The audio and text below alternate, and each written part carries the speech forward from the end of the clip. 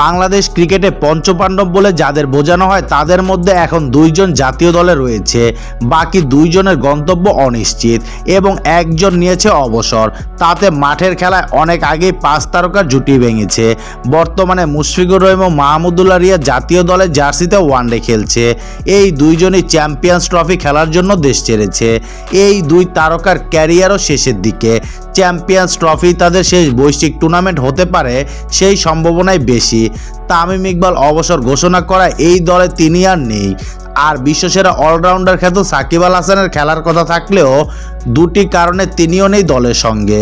রাজনৈতিক পট পরিবর্তনের পর নিজ দেশেই ফিরতে পারেননি সাকিব। এরপর বোলিং অ্যাকশন সমস্যা হওয়ায় নিষেধাজ্ঞায় পড়েছে, সেজন্য তাকে দলে রাখা হয়নি। পঞ্চপাণ্ডবদের মধ্যে বাকি থাকা মাশরাফি বিন মুর্তজা 10ম বিপিএল থেকেই মাঠের খেলায় অনিয়মিত হয়ে পড়েছিলেন। তারপর সেভাবে জাতীয় দলসহ কোনো টুর্নামেন্টেই খেলা হয়নি তার। সাকিবের মতো তিনিও রাজনৈতিক পট পরিবর্তনের কারণে পর্দার আড়ালে চলে গেছে। তাই 2 পাণ্ডবের উপরেই চোখ রেখেছে ক্রিকেট ভক্তরা।